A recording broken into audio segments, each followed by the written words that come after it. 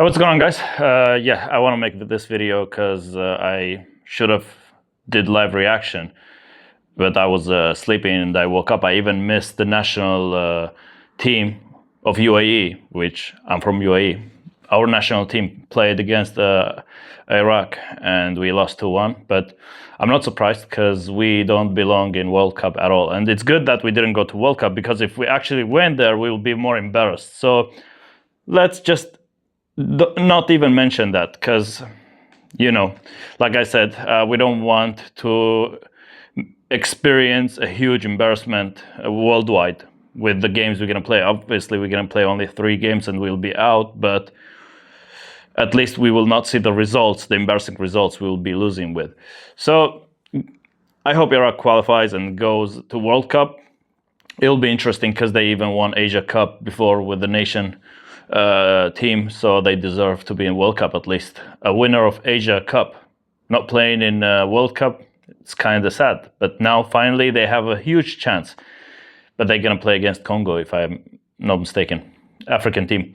So yeah. But anyways, one of the comments on my videos, which is not related to football, I saw Davud Hashimi. Yeah, this video is especially because of you. So he told me, like, why don't you tell us your experience, your thoughts on the game, Scotland versus Denmark? Because I watched the game, and the reason I watched that game live, I was on the bed, but I just connected the projector because I have a huge, like, space in the room. I bought a projector, so I made my bedroom like a cinema. So I just woke up on the bed, watched on the projector like a cinema game. It's nice, yeah. I don't want to show off, but yeah, that's exactly how it is. But I watched the game there live. I was too lazy to wake up, actually. My name, yes, says LAZYEMIRATI. But yeah, I was too lazy to wake up and prepare live reaction and all that. I just wanted to watch the game in peace. So the game started. The reason also I watched that game, not any other game, because it was like a game, 2 teams playing, and the winner will be decided to be officially playing the World Cup. And Scotland, I love Scotland because of McTominay mainly, and I want him to shine, and I want to see him in the World Cup. And I had faith that Scotland will qualify to World Cup because of McTominay. And oh my God, when he scored that overhead kick, I'm like, it's just everything I said about this player makes sense. Pure facts. I kept on talking about that player, that he is the best player was in United, especially for me. I don't care whatever you guys say, like, oh, no, he wasn't that good. Nah, that's why he left, like they kicked him out. Whatever. No. It's just no brain in this United club. What I saw in McTominay, it's like, has kind of no similarity that way, but what I saw actually, I was seeing like prime Paul Scholes. I don't know, it's just how I used to see McTominay during United time. I'm not saying even Napoli, the way he dominated in Italy.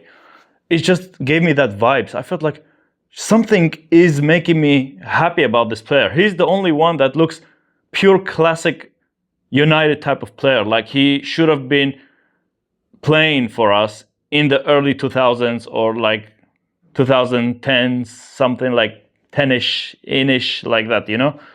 So I was like, I'm kind of liking this player more and more every day. And when he was doing this late winning games for us against Bournemouth, I think, 2 late goals, against Man City from like far away, that shot, long range shot, last minute.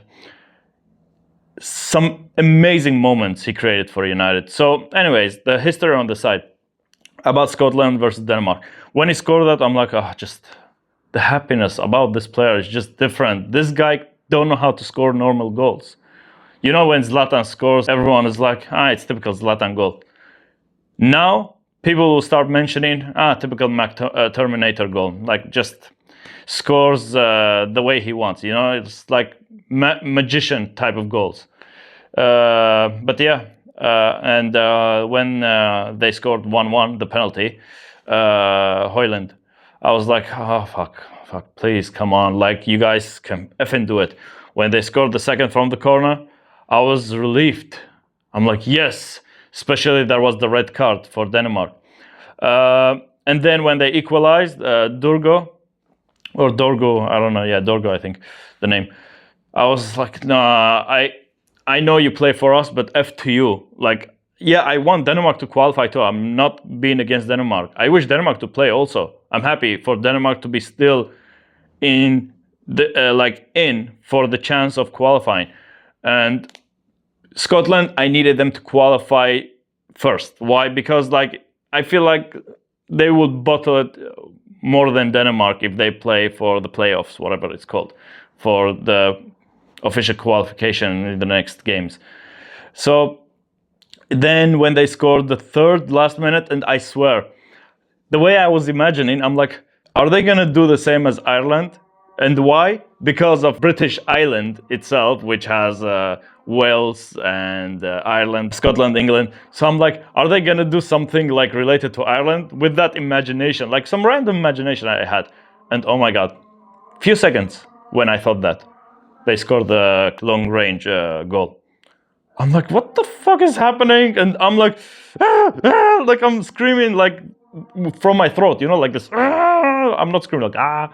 And my wife that time was with me on the bed. She's trying to sleep, but she's just like somehow like looking at the game but closing her eyes. I'm like, ah. She's like, what's happening? I'm like, ah. She's like, okay.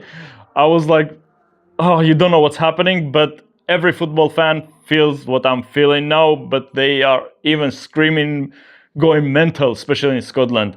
But me, I'm trying to hold myself. And then, that fourth goal. When they scored, I just smiled. Like, in my heart, I feel like I'm screaming from my heart, like inside my heart. In my chest, I'm screaming, but I'm not showing it out loud. I'm just smiling, but I have a loud scream in my chest. So I let my wife be, try and sleep. The next day, I told my wife, I know you're not into football like that, but I have to show you something. And I explained the story, like how the win went and the reason of me supporting Scotland, like the passion because of my favorite player, McTominay, and other things like if they won, they will qualify World Cup officially. They were out, like not officially, but somehow like it was like a close game, even if a draw. Like I explained everything. So she was like, okay. I showed her the highlights and the 3 amazing goals they scored. She was like, what am I witnessing? If I was a football fan, yeah, I can imagine the feeling I will get about this moment. Yeah, I can imagine every football fan what they are feeling. Then I'm like, okay, I'll show you now in Scotland what was happening during that game when people were watching and filming, recording, like in the bars, whatever. The way they're screaming, she's laughing. She's like, I wish to actually somehow join the fans and celebrate like this kind of moments. I can feel the fun of those moments. You know, I'm like, just, it hurts that I wasn't in Scotland that day, that night, and witnessing all that. So yeah, it's just, that's how I felt, like how much and how long of emotions I had because of that game. I was like so passionate. It's like, imagine Manchester United winning Premier League. I feel like that game was even more than that for me. I don't know why I felt so happy. It was mainly because of Scott McTominay. Imagine how much I love that player. So yeah, and I hope in the future, Napoli, they build a statue of McTominay. I hope, because that's how far he's going to go. If he continues with Napoli, yeah, he's going to reach to the level of building himself a statue there. And remember this, guys. Remember, in this moment, in this video, you can clip it. If McTominay, 5 years, not 4, let's say 5 years, if he continues playing for Napoli, after that, a statue will be built of him. You will see. Clip this clip. Nothing more to say. Thank you for watching, guys. Hope to see you soon. Bye-bye.